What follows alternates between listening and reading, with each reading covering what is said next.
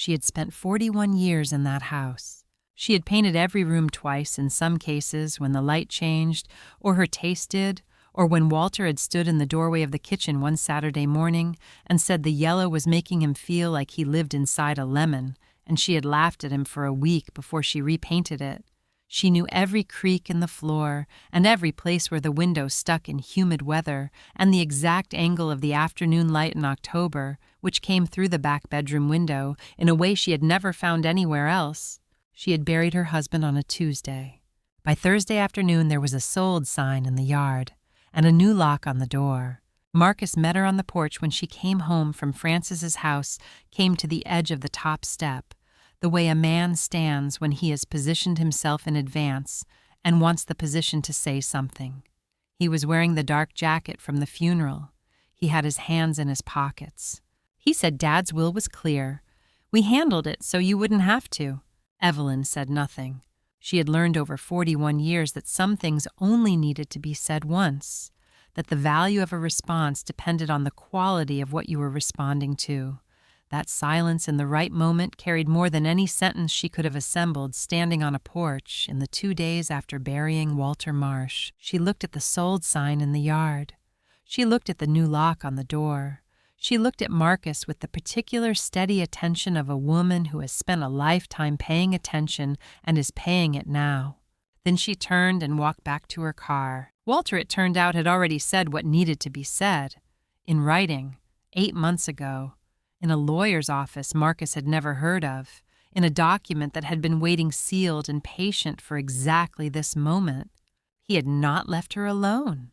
He had simply left her to find out that she wasn't. Walter died on a Tuesday morning in the bedroom of the house on Carpenter Street that he and Evelyn had shared for 41 years. It was just past 7. The light was coming in through the east window the way it always came in October low, and particular the kind of light that shows you the dust on surfaces and the grain of old wood and everything exactly as it is. Evelyn had been downstairs making coffee. She had heard nothing. She had simply known the way you know things after 41 years of sleeping beside someone, that the quality of the house had changed. She went upstairs. She sat beside him for a long time before she called anyone. She held his hand and talked to him a little the way you talk to someone when you are not ready to stop. She told him about the maple in the backyard, how it had finally turned the deep red. He always waited for the red. That only came in the second week of October when the nights had been cold enough. She told him she wasn't angry. She told him she loved him in the plain way you love someone after 41 years, not like a feeling anymore, but like a fact of the world, like the weight of a house around you, like the particular creak of a stair you have climbed 10,000 times. Then she called Marcus. He arrived by 2 o'clock that afternoon, Sandra an hour behind him. They had driven separately, which Evelyn noted without comment. They embraced her at the door briefly correctly, and then they moved through the house. She noticed it immediately, not in any single gesture, but in the quality of their movement, the way a person moves through a space they are assessing rather than inhabiting. Marcus paused at the doorway of Walter's study. He stood there for a moment, looking at the shelves, the desk, the papers in their neat stacks, and his eyes moved the way eyes move when they are cataloging rather than remembering. Sandra ran her hand along the kitchen counter as she passed it, not affectionately, not absently, but with a slight attentiveness that Evelyn recognized from a different context, from the times she had walked through houses they were considering buying decades ago, feeling for the quality of the surfaces. They said the right things. They said them well. Marcus made phone calls for her, the funeral home, the pastor, 2 neighbors she hadn't thought to contact. He was efficient and organized and genuinely useful, and she accepted the usefulness while maintaining in the part of herself that had always watched more than people gave her credit for a separate account of what she was seeing. She had not stayed married to Walter Marsh for 41 years without learning to watch. In the kitchen after dinner, she sat at the table they had eaten at for 4 decades. Walter's chair was across from her, the one with the slightly worn armrest on the left side, worn down by the habit of 41 years of his elbow. She looked at it and did not move it, and did not look away from it, because she had decided somewhere in the hours since morning that she would not pretend the empty spaces weren't empty. She would look at them directly and let them be what they were. Walter's reading glasses were on the side table by his chair in the sitting room. She had seen them when she came downstairs. He had set them there the evening before he died, the last thing he had done in that room, folding them and placing them on the side table in the precise way he placed everything. Walter had a philosophy about objects. He had stated it so many times over the years that it had become the furniture of her thinking. "I like to know where things are, Evie, everything in its place. Then you're never looking for what matters." She had not touched the glasses. She would not touch them tonight. The second day, Marcus asked about the paperwork. He said it in the morning over coffee, in the tone of a man raising a practical matter that someone needs to raise, and he is doing her the courtesy of raising it himself. He said there's going to be some estate paperwork to deal with. Nothing urgent, but it'll be easier if we get a sense of where things stand early. Dad had a will, I know that much. Do you know where he kept it? Evelyn looked at her coffee cup. She said, "I'll need some time before I think about paperwork, Marcus." He said, of course, no rush." He said it with the smooth reassurance of a man who has learned that no rush sounds better than hurry. She filed it away. The timing 2 days after his father's death, 1 day before the funeral, the casualness, the specific question about the will, not about finances generally, not about what Evelyn needed, but about the will's location. She did not say anything further. She had learned over a long life that the most useful thing you could do with information you didn't yet understand was to keep it and wait. The night before the funeral, she woke at 2 a.m. and lay in the dark, listening to the house. She heard Marcus's voice from the guest room, low, the words indistinct, the tone of a man in a conversation he considered private. She was not trying to hear. She was simply awake in the way you are awake in the days after a loss, when the ordinary unconsciousness of sleep has been replaced by a lighter, more alert state, as if the body understands that things require watching now. One word came through the wall clearly. Title. She lay still and looked at the ceiling and thought about that word and what it meant in the context of a man calling someone from his dead father's house the night before the funeral. She did not get up. She did not go to the door. She simply held the word in the quiet part of her mind where she kept things she was not ready to act on, but was not willing to lose. He wasn't looking at the house the way you look at a home. He was looking at it the way you look at a transaction. Frances called in the morning to confirm the service arrangements, her voice warm and practical, in equal measure the voice of a woman who has been your friend for 30 years and knows how to be useful without being overwhelming. They spoke for 10 minutes about the order of the service and the flowers and which neighbors would be there, and for those 10 minutes Evelyn felt the particular relief of being known by someone who was not calculating anything. Then the call ended and the house was quiet again. She went upstairs and laid out her black dress on the bed. The good one, the one she had worn to 3 funerals in the past decade, and had hoped with the irrational hope of a person who loves someone very much, not to need for a long time yet. The house was quiet around her, but it was the wrong kind of quiet, not the quiet of a place at rest, but the quiet of a place where something was being held in check, the quiet before a door opens. She had lived in enough difficult moments to know the difference. She went to the sitting room doorway and stood for a moment. Walter's reading glasses were on the side table exactly where he had left them, folded, precisely placed, everything in its place. She turned off the lamp and went to bed. She did not yet know what was coming.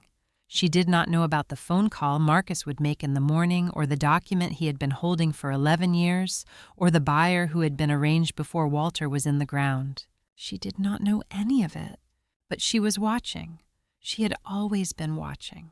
And Walter, she would come to understand this later in a lawyer's office on a Thursday afternoon, had been watching too. The service was at 10 o'clock.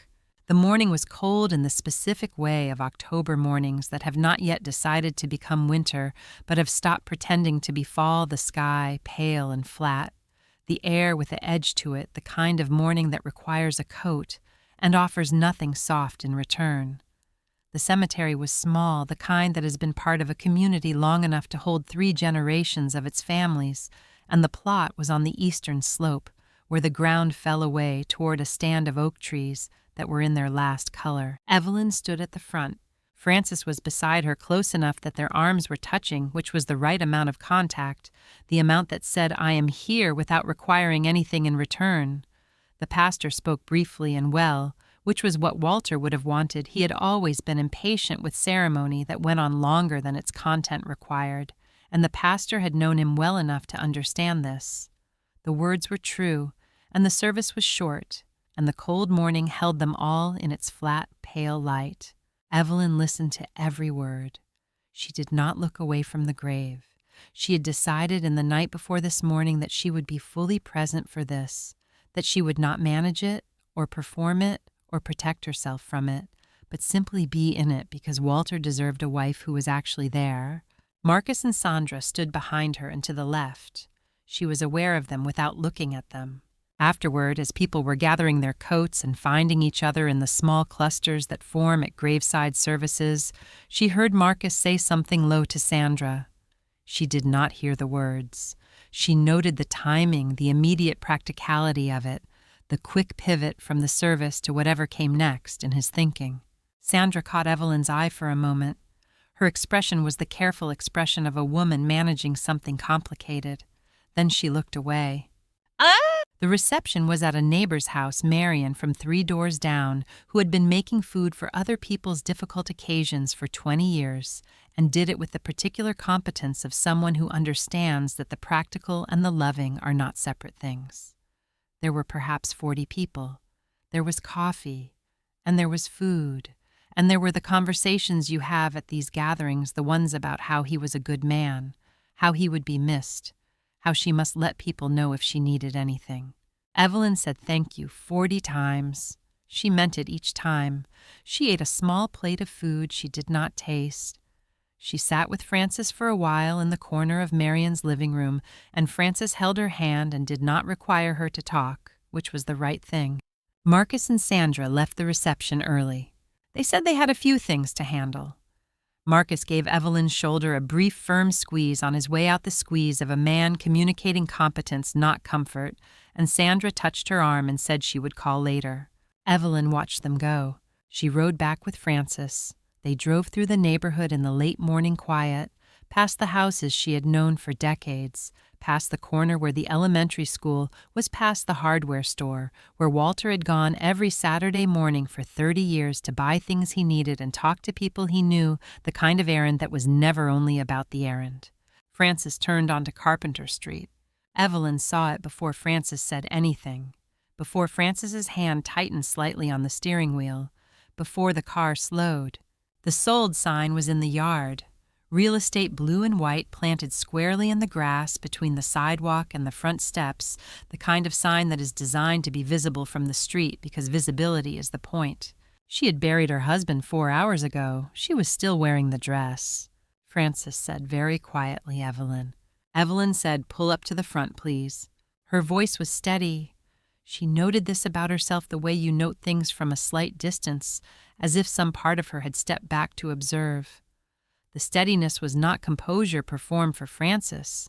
It was something older and deeper, the steadiness of a woman who has been paying attention for 41 years, and is paying it now even when what she is looking at is this. Marcus was on the porch. He had positioned himself at the top of the steps, hands at his sides, with the prepared stillness of a man who has been waiting for this moment and has decided in advance how he will conduct himself in it. He was still in his funeral jacket.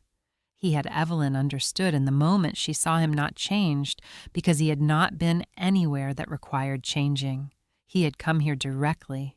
Sandra stood behind him slightly to the right and could not hold Evelyn's gaze.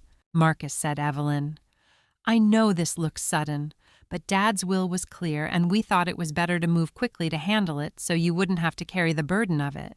You have enough to deal with." Evelyn stopped at the bottom of the porch steps and looked at him. He said Dad always said this house should stay in the family. He meant his children. We're honoring that. Evelyn said quietly, "Yes, he did mean family." She said it without sharpness, without the particular edge that would have made it a weapon. She said it as a plain sentence that meant what it said, and left Marcus to work out if he was paying attention that it meant more than he had heard. She said I'd like my key. Marcus said the new owners will be in contact about the transition period. There are some logistics to, she said, my key, Marcus. He met her eyes for a moment. Then he said, the locks have been changed as part of the sale process. The new owners. She walked past him. She had a spare key. 41 years of a house means 41 years of knowing where the spare key is, which drawer, which hook, which small ceramic bowl in the kitchen that has held keys since the second year they lived there. Marcus had changed the front lock. He had not changed the back. She went through the house to Walter's chair. She sat down. The house was quiet around her, different from the wrong quiet of last night that had been the quiet of anticipation of something held back. This was the quiet of aftermath, the quality of a space after something irreversible has happened in it. She looked around the room. The furniture was all there. Marcus had not had time, or perhaps had not wanted the complications of removing anything. Everything was where it had been. The side table, the lamp, the hallway leading to the kitchen where they had eaten breakfast together for 4 decades. Walter's reading glasses were on the side table, still exactly where he had placed them, folded precisely set at the angle of a man who would reach for them again in the morning. She picked them up. She held them in both hands and felt the familiar weight of them light the way reading glasses are light, but specific in their weight. His. The particular worn smoothness of the nose pieces the slight asymmetry where one arm had been bent back into place after he sat on them in 2019 and she had teased him about it for a week. She did not cry. She sat in Walter's chair and held his reading glasses and looked at the room around her and thought about what he had said once in this room in the evening. This house has 41 years of us in the walls. Evelyn, I know every creak in the floor. I'd know if something was wrong with it. She had not known what he meant when he said it. She had thought it was the sentiment of a man who loved his home. She was beginning to think it was something else. She put the reading glasses in her coat pocket. She would not leave them for anyone. She sat in Walter's chair and waited for what came next in the particular stillness of a woman who has been watching for a long time and has learned that the most important thing you can do when something has been done to you is to understand it fully before you respond. Outside, the sold sign was in the yard. Inside, Walter's chair held the shape of a man who had known something was wrong and had done something about it. She was going to find out what. Marcus was at the kitchen table when Evelyn came downstairs. He had made coffee. She could smell it before she reached the bottom of the stairs, the particular smell of someone else making coffee in your kitchen, familiar and slightly wrong at the same time.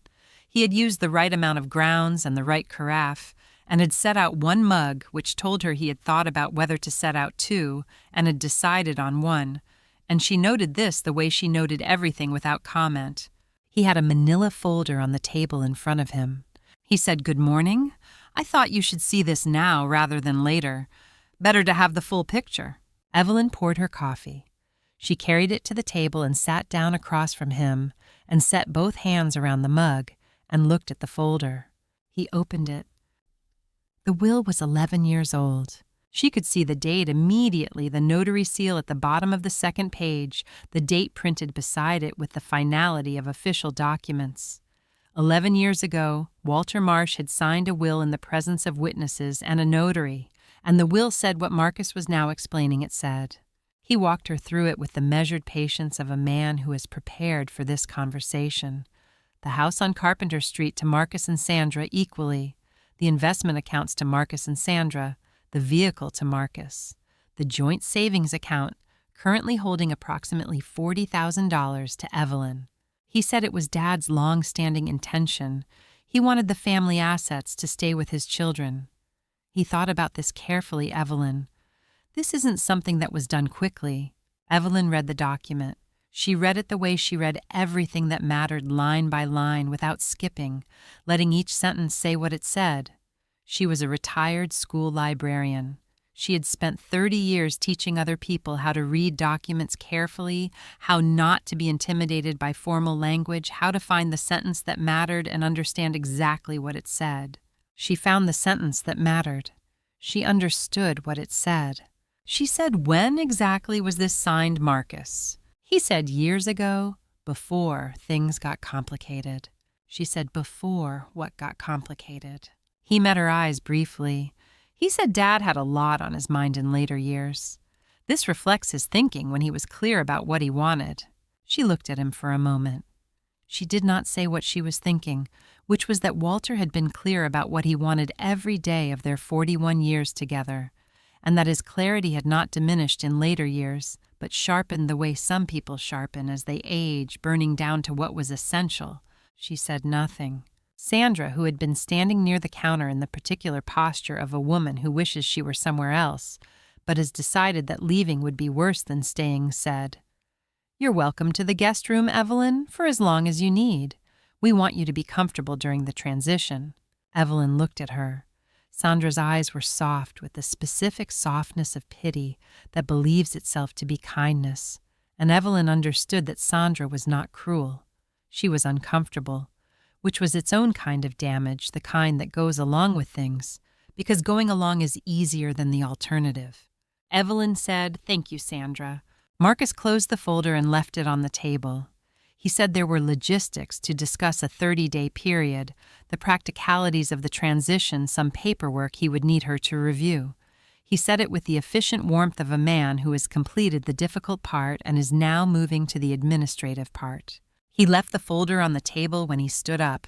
She left it there, too. And she went to Walter's study after they had gone out Marcus to make calls, Sandra to the kitchen, both of them finding reasons to be elsewhere, which was the most useful thing they could have done. The study was Walter's room in the specific way that certain rooms belong to certain people, not because others weren't welcome, but because the room had taken on the shape of the person who used it most. The desk against the window, the shelves of reference books and history, and the occasional novel he had decided was worth keeping, the small lamp with the green glass shade that he had owned since before they were married, and that she had tried to replace twice over the years, and he had declined because it gave the right light and he knew where it was. She stood in the room for a moment. Then she went to the desk. She was not looking for anything specific. She was simply doing what Walter had taught her to do in the presence of important things, paying attention completely without deciding in advance what she expected to find. She opened the center drawer pens, a small notepad, a letter opener, the ordinary equipment of a desk used regularly.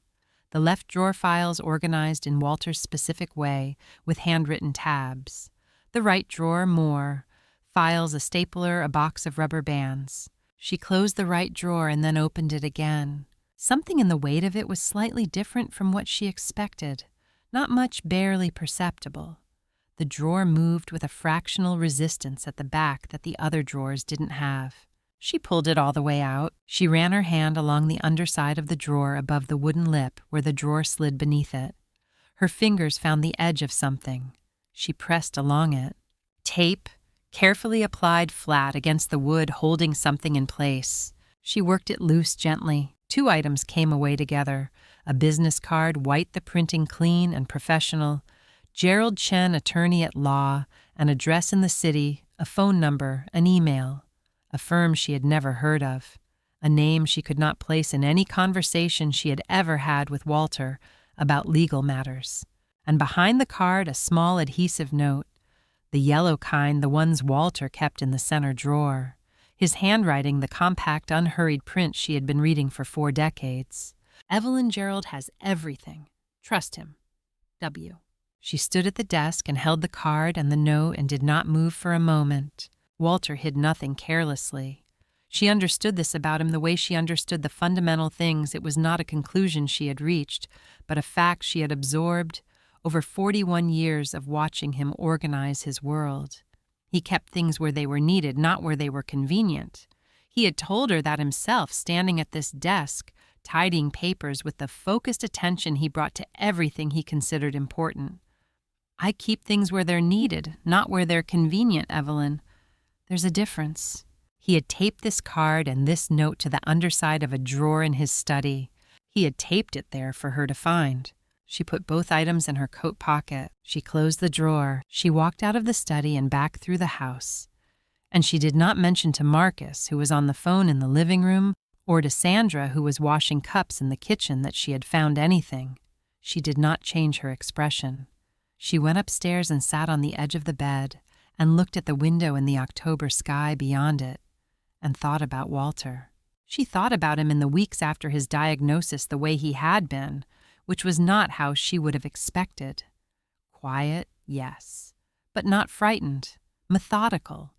The quality of a man moving through a list he had made, completing items in their right order, making sure of things. She had thought he was making peace. She understood now that he was making arrangements. That evening when the house was quiet, she took the business card from her pocket. She dialed the number. 3 rings. A recorded voice, Chen Law Office. Please leave a message or press 0 for the after-hours line. She pressed 0. 2 rings. Then a voice measured, careful, the voice of a man who answers after-hours calls with full attention rather than reluctance. She said, "My name is Evelyn Marsh. I believe you knew my husband, Walter." A pause, brief. The pause of a man confirming something he already knew. "Gerald Chen," said Mrs. Marsh. "I've been expecting your call." Gerald Chen's office was on the 4th floor of a building downtown that had been there long enough to have developed the particular solidity of a place where serious things happened without performance. Dark wood, trim frosted glass bookshelves that had been filled gradually rather than arranged for effect. Frances had driven Evelyn and was waiting in the lobby with a book she would not read, which was the right thing present, without intruding, available without requiring anything. Evelyn took the elevator alone. The receptionist was expecting her. She was shown to a conference room with a window that looked out over the street below, where the October morning was doing its flat, honest work on the city. No softness, no concession, just the clear, cold light of a season that has decided to be what it is. Gerald Chen came in 2 minutes after she sat down. He was a compact man in his late 50s with reading glasses and the unhurried quality of someone who has learned that the most important thing you can do in a room where something significant is about to happen is to move slowly and speak clearly. He shook her hand with both of his, a gesture that said, "I know who you are, and I have been thinking about this moment," and he sat down across from her. He placed a sealed envelope on the table between them. Evelyn looked at it. Walter's handwriting on the front, the compact, unhurried print she had been reading for 41 years, the handwriting of a man who believed that how you wrote something communicated as much as what you wrote. Her name. And below her name, a line of instruction in the same hand. To be opened by Gerald Chen, Esquire, in my wife's presence only. Not before. She sat with it for a moment without touching it. Chen said, "Before we open it, I want to tell you what I can tell you from my own knowledge. What I observed. The documents will tell you the rest." She said, "Please." He said, "Your husband came to my office 8 months ago. He came alone, no family members, no referral from anyone connected to your household. He found me through a professional directory. He paid in cash for the initial consultation. He was very specific about wanting no connection to any attorney your family had previously used or knew." He folded his hands on the table. He said he came in on a Thursday morning. He was very calm, the kind of calm that comes from having thought something through completely, not from being unaware of the stakes. He sat where you're sitting now, and he said, "Gerald, I need a will that can't be interfered with. I know what my son is planning." The room was quiet. Evelyn looked at the envelope on the table and thought about Walter 8 months ago, the weeks after his diagnosis, the qualities she had read as a man making peace. She had been partially right. He had been making peace.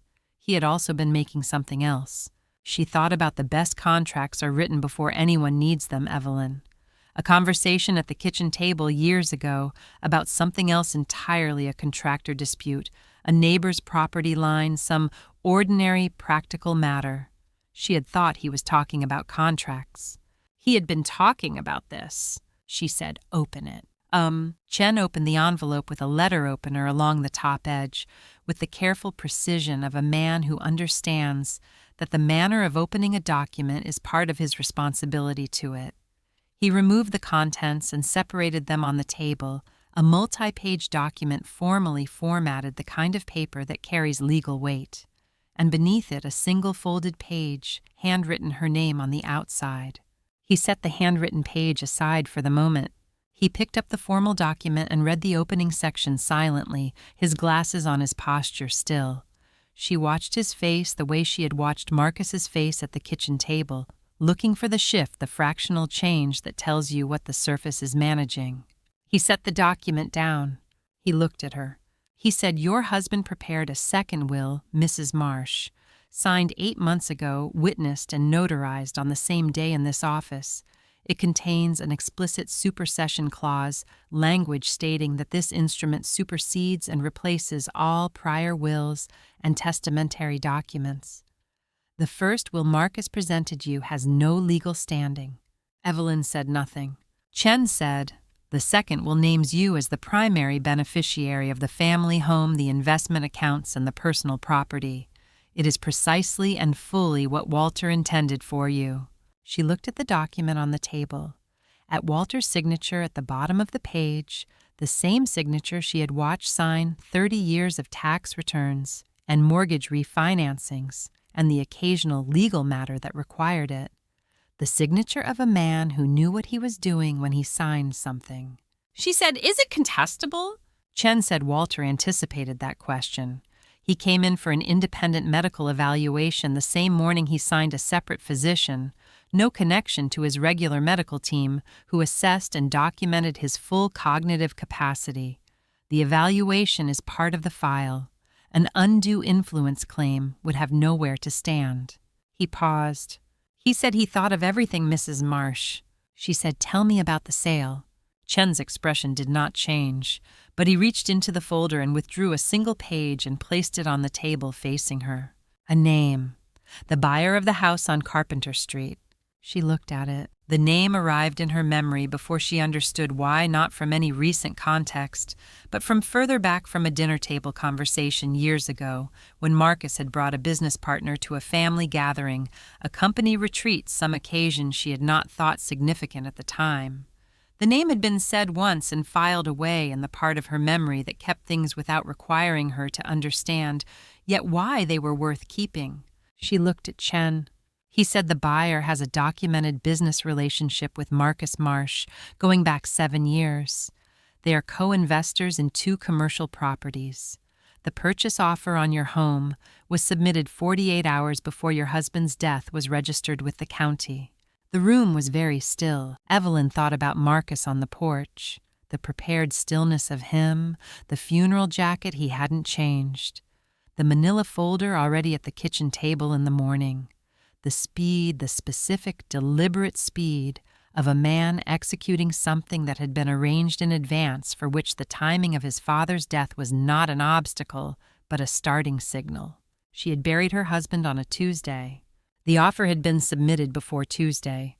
She said, "What does that mean legally?" Chen said it means the sale was prearranged, coordinated between the buyer and Marcus Marsh before Walter died, with the intent to execute immediately upon death, using an outdated will Marcus knew existed and believed was the only instrument. It constitutes constructive fraud at minimum. The sale can be reversed. He picked up his pen. He said, "Your husband used me specifically because I had no connection to your family. He was protecting the chain of custody, making sure there was no line between the will and anyone who might have an interest in it. He knew that if Marcus ever tried to challenge this document, the first question would be about the attorney. He made sure the answer to that question was airtight." He looked at her steadily. He said he came in on a Thursday. He was calm. He said he had a son who was a good businessman, which meant he knew how to move quickly when he thought no one was watching. He said he needed to move more quietly and considerably further in advance. Chen set his pen down. He said, "I filed an emergency motion to halt the sale before I called you back last night. By the time you drove home from our call, it was in the county recorder's system. The sale is suspended pending legal review. Marcus will receive notice this morning." She looked at the sealed envelope. At the handwritten page still folded inside it, her name on the outside. Not the legal documents, the other thing, the thing Walter had placed beneath the will, the thing Chen had set aside. She said, "What is that?" Chen said he asked me to let you take it with you. He said you would know when to read it. She picked it up. She felt the weight of a single folded page, light the way a piece of paper is light, which is not the same as the weight of what it contained. She put it in her coat pocket. Alongside Walter's reading glasses, which she had carried since the afternoon, she sat in his chair and understood she would not leave them for anyone. She stood. She said, "Thank you, Gerald." He stood too. He said it was an honor to be trusted with this. He was a very careful man. She rode down in the elevator alone. Frances was in the lobby with her unread book, and she looked up when Evelyn came through the door and read her face the way old friends read faces, not looking for information, but for quality for the register of what had happened. Evelyn said he knew. Walter knew the whole time. Frances stood up and took her hand and held it. Outside, the October morning continued its clear, honest work, indifferent to everything and illuminating everything, the light that shows you what things actually are. The legal response arrived 72 hours after Chen's filing.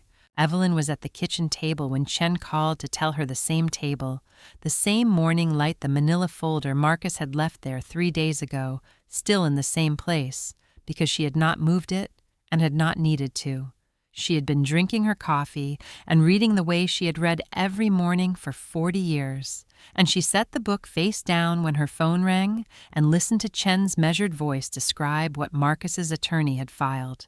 Undue influence, diminished capacity at the time of signing, the language of a legal challenge that was also between its formal lines an accusation that Walter had not been himself when he signed the second will, that he had been susceptible, that someone with proximity and motive had guided him toward a document that did not reflect his true intentions. Someone with proximity and motive. Chen said it carefully. He said, "The implication is directed at you, Mrs. Marsh. I want you to be aware of that." She said, "I understand." She set the phone down after the call ended and sat for a moment with her hands flat on the table. She looked at the manila folder. She looked at the morning light on the kitchen floor, which came through the east window at the angle it had come through for 41 years, showing her the grain of the old hardwood and the particular wear pattern near the stove, where 2 people had stood making meals for 4 decades. She was not afraid. She recognized this about herself the way she had been recognizing things throughout this week from a slight distance, with the specific attention of a woman who has stopped performing her reactions and is simply having them. What she felt was not fear. It was something colder and more focused, the feeling of a shape becoming clear. Walter had told her once, sitting in this kitchen watching her work through a problem she had brought home from the library, a personnel matter, a colleague acting in bad faith. He had said, "The thing about people who plan against you, Evelyn, is that they always plan for the version of you they've decided exists, not the real one. That's their first mistake." She had thought about that conversation many times since Tuesday. She was thinking about it now. She drove to Chen's office that afternoon. He had the file open on his desk when she arrived, the full file organized with the thoroughness of a man who had been holding this material carefully for 8 months and was now ready to use it. He walked her through Marcus's challenge with the same measured delivery he brought to everything, neither minimizing it nor amplifying it, simply laying out what it said and what it required in response. Then he reached into the file and withdrew a document she had not seen before. He said, "When your husband came to this office 8 months ago, he did not come directly from home. He came from a medical appointment." He placed the document on the desk facing her. It was a physician's evaluation formal letterhead, the physician's name and credentials at the top, dated the same day as the will signing. The language was specific and thorough, the kind of documentation produced by a physician who has been asked to assess something precisely and understands that precision is the point. Evelyn read the relevant line at the center of the page. Patient presents as fully competent. No cognitive impairment identified. Decision-making capacity intact. Patient demonstrates clear understanding of the nature and consequences of the decisions under consideration. She looked up at Chen. He said Walter scheduled this evaluation 1 week after his diagnosis. He did not wait to see how the illness would develop or what it might be claimed to have affected. He had the evaluation done at the earliest possible moment while the documentation would be most unambiguous, and he brought the physician's report with him when he came here to sign. He paused. He said he wasn't reacting to the illness, Mrs. Marsh. He was preparing for what the illness would eventually be used to claim. She sat with that. Walter, in the week after his diagnosis, in the weeks she had understood as a man settling into his situation, a man becoming acquainted with what was coming. He had been doing that. He had also been scheduling appointments with independent physicians and attorneys he had found without referral, paying in cash, building documentation that could not be connected to anyone with an interest in the outcome. I've watched Marcus for 30 years, Evelyn. I know how he thinks. I needed to think 3 moves further. So I did. He had said it once she could place it now, an evening years ago, when she had asked him directly after some family difficulty. She could no longer precisely recall whether he trusted his son. He had been quiet for a long moment before he answered, not because he didn't know the answer, but because he was choosing the words that were true rather than the ones that were comfortable. He had said, "I trust him to be exactly who he is. That's a different thing." Chen filed the medical evaluation with the court that afternoon. He also filed the notary's contemporaneous record of the signing, the official documentation of the date, the witnesses, the notary's own assessment of the signatory's condition, which was consistent with the physician's report.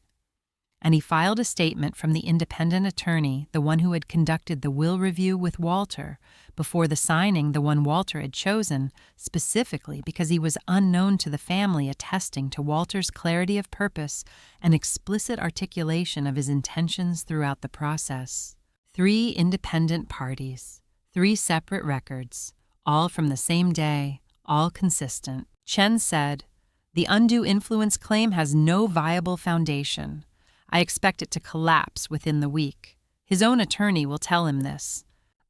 Marcus called on a Thursday evening. She was in the kitchen. The call came just after 7 when the house was quiet, with the particular quiet of an autumn evening that has settled into itself, the light gone and the temperature dropped and the world reduced to what was immediately present. She answered. "Marcus," said Evelyn, "I want to talk about this. I don't think it needs to go where it's going." She waited. He said Dad wasn't himself in those last months. "You know that as well as I do. Whatever he signed, whatever he thought he was doing, I don't think it reflects what he would have wanted if he'd been thinking clearly. He would have wanted this to stay simple. He would have wanted the family to—" She said, "I know exactly what Walter wanted, Marcus." He wrote it down. She said it quietly, without the edge that would have made it a weapon, without triumph or bitterness or the particular sharpness of a woman who has been wronged and wants the wrongdoer to feel it. She said it as a plain fact, the plainest fact available, the one that required no argument and admitted no revision. He was quiet for a moment. He said, "This isn't what Dad would have wanted." She said, "I know exactly what Walter wanted."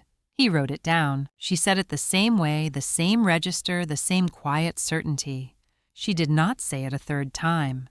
She had learned from a careful man that some things only needed to be said once and said clearly, and then the conversation was over. She ended the call. She set the phone on the kitchen table. She reached into her coat pocket, Walter's reading glasses. She had been carrying them since the afternoon she sat in his chair and understood she would not leave them for anyone. She set them on the table beside the phone deliberately with both hands, the way you set something down when the setting down means something. She looked at them.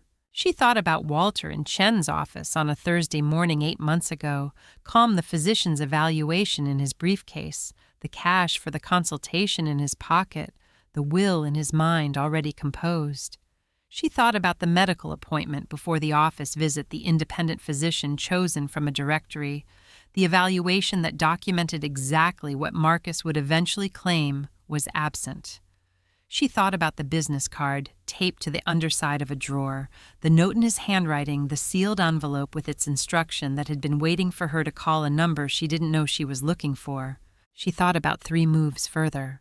She was beginning to understand the full shape of what he had built, not just its legal architecture, but its emotional architecture, the care with which he had placed each piece where it would be needed, the specific foresight of a man who had loved his wife for 41 years and had spent the last 8 months of his life making sure she would still be standing in her own kitchen when it was over.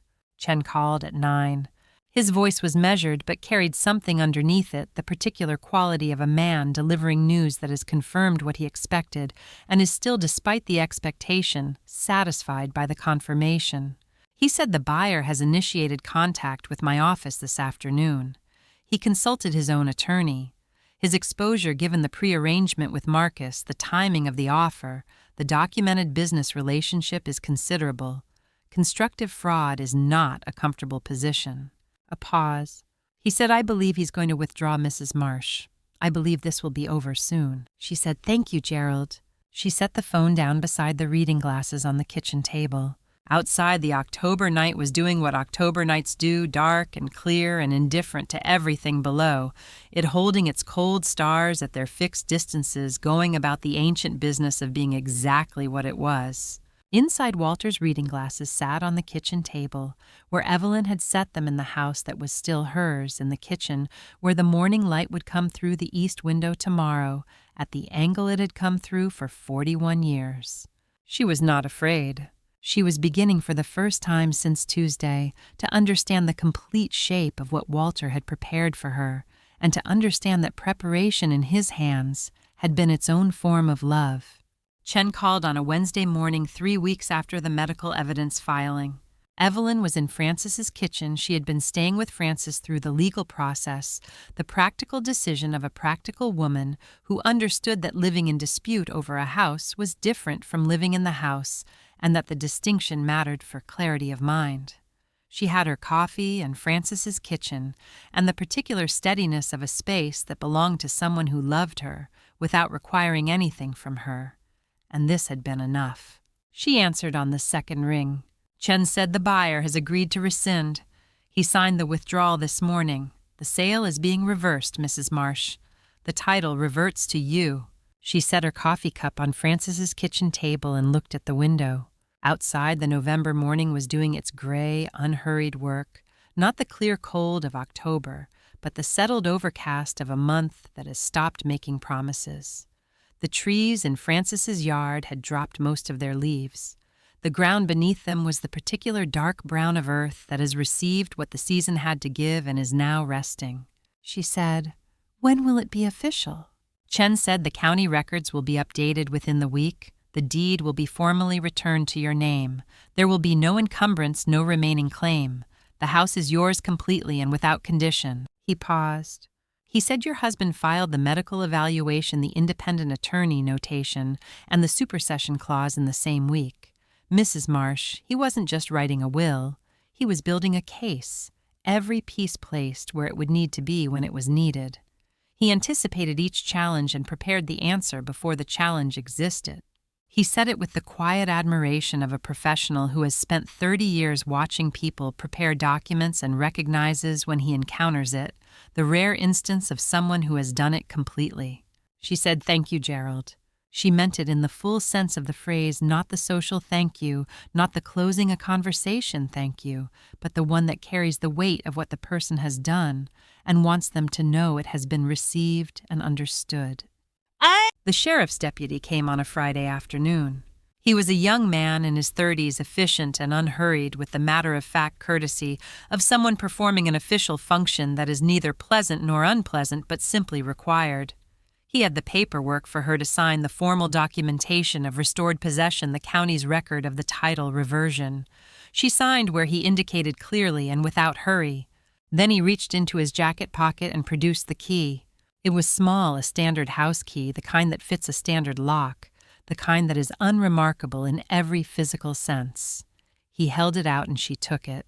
She held it in both hands for a moment, not performing the gesture, simply receiving it. The weight of it was negligible, the way keys are always negligible in weight, which is not the same as being without weight. She held it and thought about the new lock Marcus had installed in the hours after the funeral and about the back door she had gone through instead, and about the years of this key on her keyring before any of this had happened. The ordinary years of coming and going from a house that had been hers so completely, she had never needed to think about it. She put the key in her coat pocket. The deputy nodded once and returned to his car, and Evelyn stood at Francis's door and watched him drive away, and then went back inside to tell Francis it was done. Marcus sent nothing. Sandra sent a text one line the morning the title reversion was recorded. "I'm sorry, Evelyn. I should have said something sooner." Evelyn read it. She set the phone down. She did not respond. Not from hardness, from the understanding that some things had been said that could not be unsaid, and some things had been done that could not be undone, and that Sandra's discomfort was real and her apology was probably genuine. And neither of those things changed the specific shape of what had happened in the days after Walter's funeral. She did not hold it with bitterness. She simply held it accurately. She drove to the house on Carpenter Street alone. Francis had offered to come. Evelyn had said no, not because she needed Francis to stay away, but because she needed to do this particular thing in the particular way it needed to be done, which was alone on her own terms, in the quiet of her own presence. She parked in the driveway. The sold sign was gone, removed as part of the legal process, she assumed, or perhaps at the county's direction, or perhaps simply because the sale it announced no longer existed. The yard was bare without it, the November grass holding its stillness. She unlocked the front door. She went in. She walked through each room slowly, not quickly, not efficiently, not with any purpose other than presence. The living room first, the furniture in its place, the bookshelves undisturbed, the lamp with the green glass shade that Walter had owned since before they were married, still on the side table where it had always been. The kitchen, the east window, the morning light that would come through it tomorrow, at the angle it had come through for 41 years. Walter's study, the desk, the shelves, the drawer she had pulled out, and whose contents she had carried in her coat pocket to a conference room downtown, and then to Francis's spare room, and then to every morning since. She touched the doorframe of each room as she passed through it, not consciously, not as ceremony, just her hand finding the wood the way hands find things they know. She came to the sitting room last. Walter's chair, the side table beside it. She stopped in the doorway. His reading glasses were exactly where he had left them, folded precisely set at their particular angle on the side table, beside the lamp in the place where a man had set them on the last evening of his life, with the unconscious certainty of someone who expects to reach for them in the morning. No one had touched them. She crossed the room. She picked them up. She held them for a moment in both hands, the familiar weight, the worn nose pieces, the slight asymmetry from the time he sat on them in 2019 and she had teased him for a week. She held them and thought about Walter, about 41 years of a man who knew where things were and kept them where they were needed, who had written a note on a Post-it and taped it to the underside of a drawer, who had gone to a physician and an attorney on the same Thursday morning 8 months before he died and built something that could not be moved. A house isn't the walls, Evelyn. It's the decision to stay in them. I want you to be able to stay. He had said that once years ago in a conversation she could not now fully reconstruct. She remembered the quality of the evening, the lamp on the rain against the window, the particular feeling of being told something important by someone who rarely said important things without meaning to say them precisely. She had understood it as sentiment, as the love of a man for his home. She understood it now as a plan that had been in motion for a very long time. She set the reading glasses back on the side table, in their place, exactly where he had left them. She sat down in Walter's chair. The house was around her, its 41 years of mornings and evenings, its particular creaks and its east window light, its kitchen where they had made meals, and its hallway where they had passed each other in the unremarkable way of people who live together and have stopped noticing the unremarkable things, which is its own form of intimacy. The house was hers. It had always been hers. Walter had understood this before the law confirmed it, had worked to make the law confirm it while he still could, had built the confirmation layer by layer with the careful thoroughness of a man who did not plan for the version of the future he hoped for, but for the one he could see clearly. She sat in his chair and breathed in the house. She had not yet opened the handwritten letter from the sealed envelope, the single folded page Chen had set aside her name, on the outside the thing Walter had placed beneath the will, and asked Chen to let her take with her. She had been carrying it in her coat pocket since the day in Chen's office, alongside the reading glasses, the two of them together in the dark of the pocket, like things that belonged near each other. She was not ready yet, but she was in the house, her house, the house Walter had made sure she could stay in. She would be ready soon. Chen had one more item. She had come back to his office that evening to collect the original documents, the second will, the deed, the medical evaluation, the affidavit of independent registration, the complete file of what Walter had built, and what the past 3 weeks had confirmed. Chen had them organized in a folder tabbed and labeled with the meticulous care he brought to everything, and he went through each item with her, so she understood what she held and what it meant going forward. Then he reached into his desk drawer. He said there was one more item inside the sealed envelope. I held it separately as he instructed. He was specific. He wanted it kept apart from the legal documents and given to you when the legal process was concluded, not before. He placed it on the desk. A single folded page cream-colored her name on the outside in Walter's handwriting. The same compact, unhurried print she had been reading for 41 years, the same hand that had written the post-it note taped to the underside of the drawer, the same hand that had signed the second will on a Thursday morning 8 months ago in this same office. He said, "It's personal, I haven't read it." She picked it up. She said, "Thank you, Gerald, for all of it." He said he made it straightforward. He had thought through every complication in advance. My job was simply to hold things carefully until they were needed. She put the letter in her coat pocket beside the reading glasses and the house key, and she drove home. She read it at the kitchen table that night. The lamp was on. The house was quiet around her in the way it had been quiet on good evenings for 41 years. Not empty, not waiting, just the particular settled quiet of a home that knows what it is.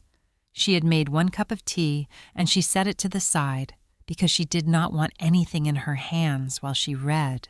She unfolded the page, Walter's handwriting filling both sides, not hurried, deliberate the way he wrote when he was saying something he had thought about carefully and wanted to say precisely. She could see him at his desk in the late evening, the lamp on, composing this the way he composed everything important, not in a single sitting but across several, reading it back to himself, finding the sentence that said what he meant. He had always written things down. Not for himself, he had told her that once late at the desk when she had found him still working after midnight. She had asked what he was writing. He had said, "I write things down for the person who comes after me, Evelyn. Writing is for whoever needs it next." She had thought he was talking about work. He had been talking about this. The letter said, "Evelyn, I have been watching Marcus for a long time. Not with suspicion, with the specific attention of a man who knows his son well enough to know what his son is capable of when he believes the stakes are high enough. I don't say this in anger. I say it because it is true, and I have spent my life preferring what is true to what is comfortable.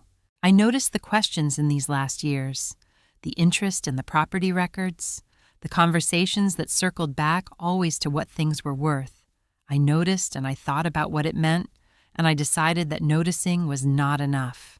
When the diagnosis came, I was not surprised that it came. I was surprised that I felt calm.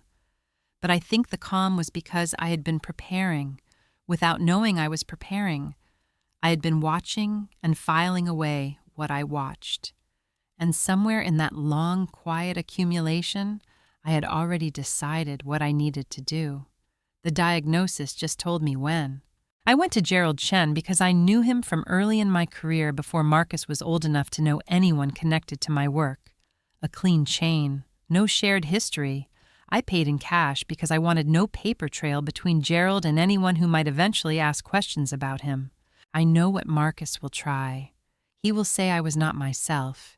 He will say the illness made me susceptible. So I went to a physician the same morning, a physician he had never heard of, who would examine me and write down what was true, which was that I was exactly myself, and I knew precisely what I was doing. I couldn't protect you from their words, Evelyn, but I could protect you from their paperwork. So I did. The house is yours. It has always been yours, in the sense that matters. We built it together, we filled it together, we made it what it is together. I just needed the county recorder to agree. One more thing. Leave the reading glasses where they are for a while. It helps when you miss someone to know where to look. I learned that from you watching you hold on to things carefully. You taught me that some objects carry more than their weight, and that this is not sentimental, it is accurate. I was not afraid of dying, Evelyn. I was only afraid you would feel alone in a house full of people who had decided it wasn't yours anymore. I hope this helps with that. With all my love, as I have had it, which has been considerable, Walter. She read it twice. Then she set it on the table and looked at the kitchen around her, at the east window, and the dark yard beyond it, and the place at the counter where two people had stood making meals for 4 decades, and the table where they had eaten them. She looked at all of it with the full attention of a woman who has just been told by the person who knew her best exactly what she needed to hear. She looked toward the sitting room. The reading glasses were on the side table exactly where she had set them back that afternoon, in their place where Walter had told her to leave them. She could see them from the kitchen table. Small folded the lamp beside them, making its small, warm circle. He had known she would keep them there. He had known because he had watched her for 41 years and understood the specific ways she held on to things, that she would carry the glasses in her coat pocket and eventually bring them back to their place and leave them where they were. He had known all of this and had written it into the letter so that she would understand it was not accident, but intention, that even the glasses had been thought about, that even that small comfort had been planned for. She was still looking at them when she heard the knock at the back door.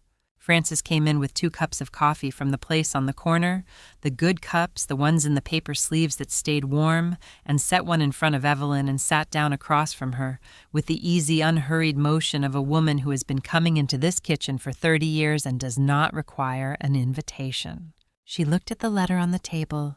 She did not ask to read it. Evelyn said he thought of everything.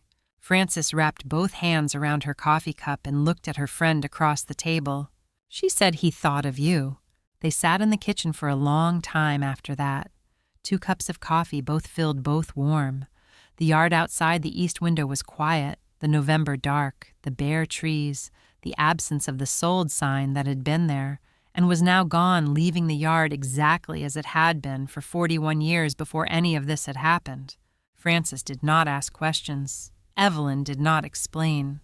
They sat together in the warm circle of the kitchen lamp in the house that was Evelyn's, that had always been Evelyn's, that a careful man had spent the last 8 months of his life making legally, irrevocably, inarguably Evelyn's. At some point, Evelyn folded the letter carefully along its original crease. She placed it in her coat pocket alongside the house key and the reading glasses. Then she thought about it, and she took the letter back out and she set it on the table in front of her. She was done carrying it in her pocket. It belonged somewhere it could be seen. She had an idea about where. 3 months later, the house on Carpenter Street was the same. The same east window, the same morning light at its particular October angle. November now, December. The light adjusted for the season, but recognizable, the honest light that showed things as they were. The same kitchen table, the same chairs, the same slight wear on the floor near the stove where 2 people had stood making meals for 4 decades. And now one person stood making 1 cup of coffee and had stopped pretending that this was temporary or wrong or something to be managed rather than simply what was true. Evelyn sat at the kitchen table with her coffee and her book in the morning quiet, and she understood with the specific clarity of a woman who has been paying attention, all right. Not recovered, she did not think in those terms, had never believed that grief was a condition you recovered from so much as a country you learned to live in, that eventually grew familiar enough to navigate without constant reference to a map. She was not recovered. She was present, which was different and sufficient. The cup was 1 cup. She had stopped setting out 2. The framed documents were beside the front door. She had done it herself the week after Walter's letter, measured the wall, found the right frames, arranged them in the order that made sense to her. The deed on the left, the second will in the center, and Walter's letter on the right. 3 panels side by side in a matching frames with clean white matting that let the documents speak without interference. Every person who came through her front door passed them. She passed them every morning on the way out and every evening on the way in. And she had found over 3 months that seeing them daily had changed their quality. In her mind, they had moved from evidence to presence, from proof of something contested to simply what was true, the way things become, simply what is true when you live with them long enough. The deed was hers. The will was Walter's. The letter was both of theirs. Walter's reading glasses were on the side table. She had not moved them.